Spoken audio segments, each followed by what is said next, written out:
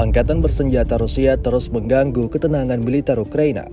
Baru-baru ini ramai beredar di media sosial Telegram pada Sabtu 11 Maret 2023. Sebuah video yang menunjukkan detik-detik kekalahan howitzer 105 mm L-118 Ukraina.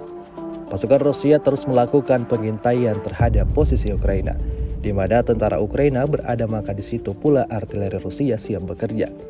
Seperti yang terlihat dalam rekaman, amunisi militer Ukraina mulai terbakar hingga meledak dahsyat dan tak menyisakan apapun di sana.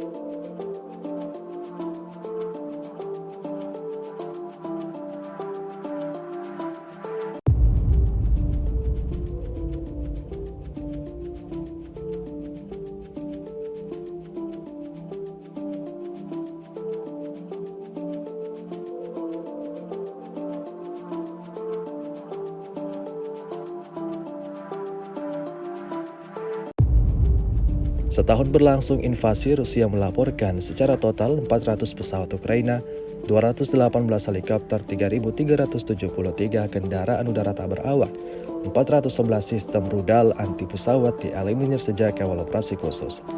Dari kubu Kiev, Kementerian Pertahanan Ukraina melaporkan 870 tentara Rusia dieliminir dalam sehari terakhir.